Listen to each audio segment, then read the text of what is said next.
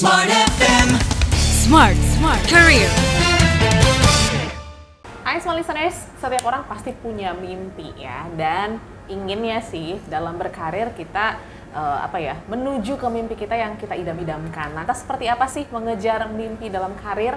Hari ini kita akan membahas hal tersebut bersama dengan Kak Ido, Program Director Gramedia Lookpreneur Academy. Hai Kak Ido. Halo Abri. Gimana kabarnya, sehat ya? Baik, alhamdulillah Baik, semuanya. alhamdulillah. Apa kabar Smart Listener ya kan? Semoga Semuanya kan? baik dong. Semoga ya. baik-baik ya.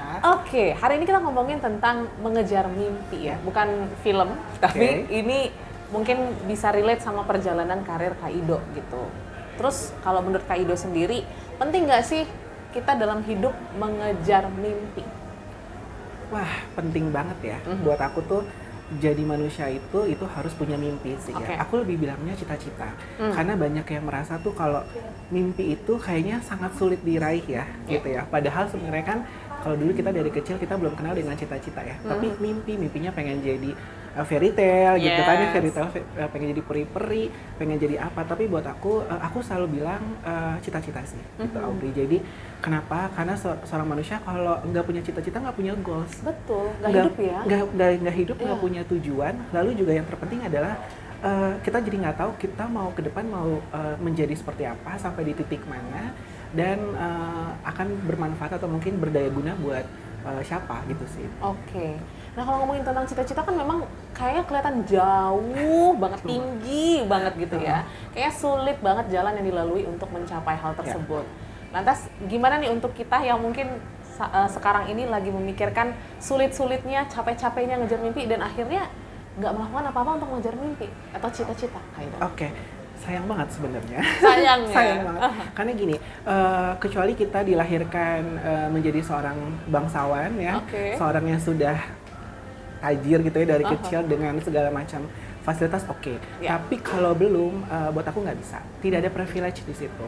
Kenapa? Karena aku ngerasa gitu ya, aku tuh mulai semua itu dari nol banget. Ya tentunya karena kita berasal dari keluarga yang biasa gitu ya, kalau nanti cerita lebih panjang lagi. Tapi yang pasti teman-teman tuh harus tahu bahwa cita-cita itu akan membentuk personal karir kita, membentuk personal image kita, membentuk value diri kita, sehingga kita, buat aku, bagaimana cara orang memandang kita di masyarakat, di lingkungan, dengan teman-teman sekitar, dan itu akan bikin kita punya satu positioning. Buat aku sih itu sih. Oke. Tapi mungkin masih banyak juga orang-orang di luar sana yang bingung ya, cita-citanya ini arahnya kemana gitu ya. Mungkin tadi ya terlalu fairy tale lah, terus terlalu besar lah, nggak ngelihat diri sendiri tuh kira-kira mampu nggak sih mencapai itu. Kalau saran Kak Ido sendiri ya, untuk teman-teman yang mungkin sekarang masih struggle untuk menetapkan cita-citanya itu apa sih gitu. Gimana tipsnya? Tips saya yang pertama adalah teman-teman menetapkan cita-cita itu adalah harus tahu passionnya di mana. Passion, Minatnya di mana. Karena cita-cita akan lebih mudah diraih, lebih mudah dijangkau, lebih mudah untuk dilakukan kalau sesuai dengan passion, seperti passion aku gitu.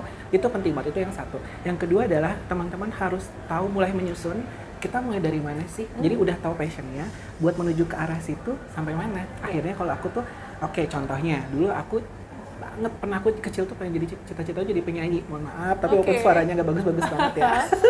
Tapi pengen cita-cita jadi penyanyi sama penyiar radio. Akhirnya aku mulai dari apa? Ayah sama mami, aku mau jadi penyanyi dari TK ya. Orang-orang tuh cita-citanya insinyur, astronot, dokter. Emang ngadi-ngadi ini emang.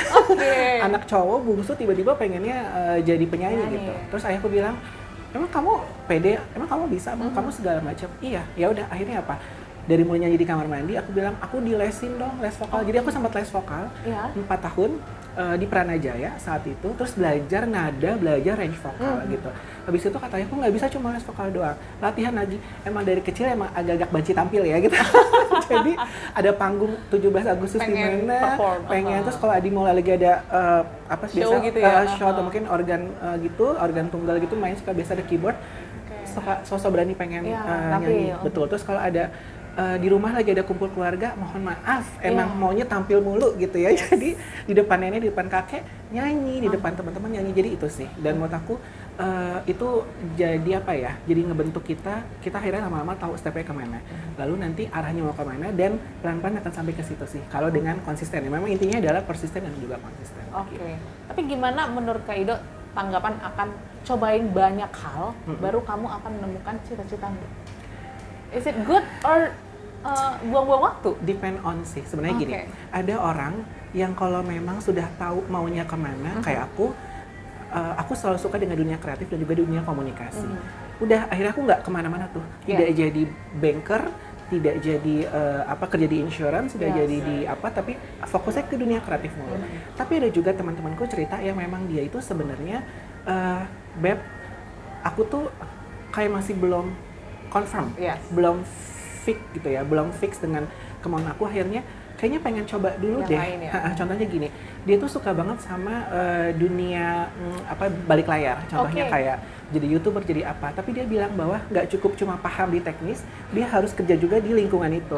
Sehingga dia coba juga kerja di media, kerja di PH, terus nanti mereka juga dia kerja di agensi, akhirnya sampai sekarang dia punya bisnis PH sendiri. Jadi kan akhirnya soalnya perjalanannya nggak langsung ke situ tapi beririsan ya, secara paralel, dan itu buat aku penting juga. Jadi teman-teman yang pasti tadi ya udah tentukan cita-citanya apa, lalu juga kita tahu kita mau kemana stepnya. Nanti kalau memang dirasa agak jauh, cobain kanan kiri, tapi tahu titiknya di mana masih satu aliran gitu ya, satu arah gitu sih. Banyak juga yang menganggap kalau udah achieve nih ya cita-cita yang diidam-idamkan, yang diimpikan, yang udah ya dilewatilah proses susah mudahnya, tapi ketika udah sampai itu kayak apalagi ya, bingung gitu, mau kemana lagi, mau achieve apa lagi. Kak Ido pernah merasakan seperti itu? Aku pernah merasakan kayak gitu. Lahir pengen jadi penyanyi, pengen di dunia kreatif, dan akhirnya berubah jadi pengen jadi penyiar radio, jadi presenter, lalu akhirnya semakin SMP semakin paham kayaknya cobain dunia itu harus mulai dari itu bekerja di media, bekerja di entertainment gitu, akhirnya ke situ.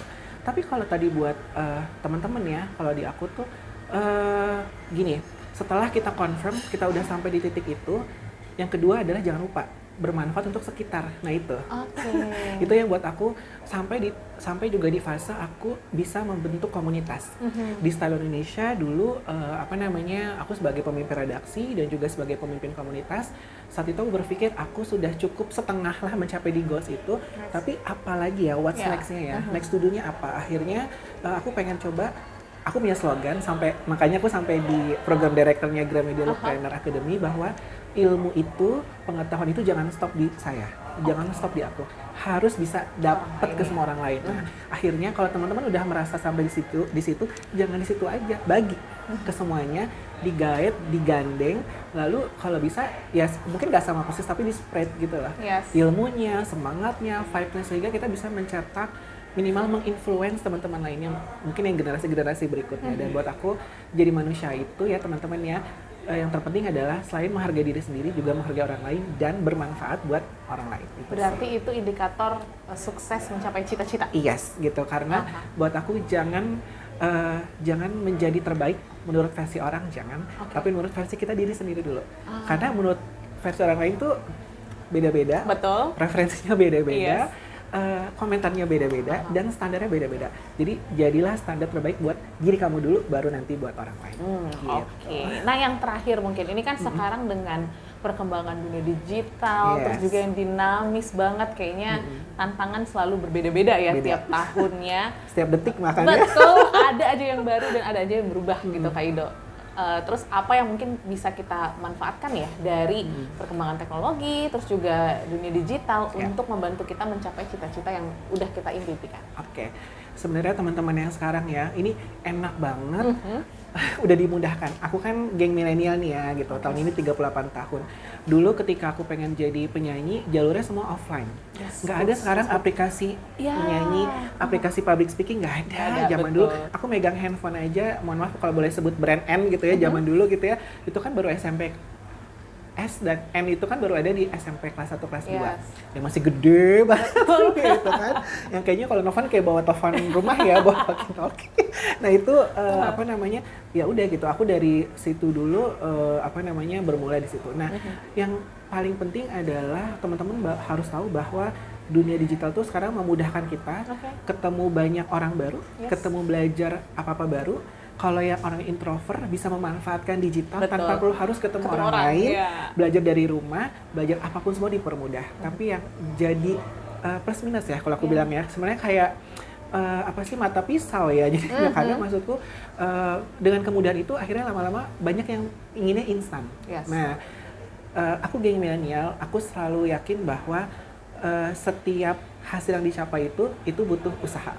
Usaha, makanya kan ada istilah usaha tidak mengkhianati hasil, atas kejujuran, komitmen dan segala macam gitu, konsistensi dan juga kreativitas. Jadi buat teman-teman, digital boleh dimanfaatkan sebaik-baiknya, tapi jangan lupa bahwa saat kamu memanfaatkan itu, semua orang juga belajar itu juga. Betul. Jadi teman-teman harus punya diferensiasi, harus punya pembeda. Jadi gini, kalau memang tadinya dulu aku nggak ada digital, jadinya susah belajarnya. Betul. Gitu ya. Nah sekarang teman-teman punya banyak banget aset dan sumber, akhirnya juga bisa sampai di titik itu. Nah yang terpenting belajar banyak, cari ciri khasnya, cari kelebihannya, sehingga nanti juga teman-teman tahu bahwa oke, gue udah belajar 10 hal, temannya juga 10 hal, tapi gue harus belajar 12 hal lainnya. Apa yang menjadi pembeda? Karena buat aku kemudahan itu sebenarnya jadi milik semua orang sampai ke pelosok. Jadi teman-teman harus tahu mana yang bisa menjadi ciri khas, mana yang bisa menjadi oke, ini yang harus aku harus aku ambil nih gitu ya. Jadi apa ya, jadi USP aku gitu. Oke, karena ini adalah masa-masa kita bisa menikmati privilege ya, untuk betul. bisa belajar lebih luas dari siapapun, kapanpun, dan dimanapun. Semoga kita semua bisa mengejar cita-cita kita semua. Kaido juga semangat untuk mengejar cita-citanya yang pastinya baru terus di setiap saat. Gitu juga smart listeners, terima kasih Anda sudah menyaksikan podcast Smart Career edisi bersama Kak Ido. Kalau gitu kita ketemu next time ya Kak Ido. Dan juga smart listeners, sampai jumpa. Bye-bye. Bye-bye. Smart FM. Smart Career. Make your future better.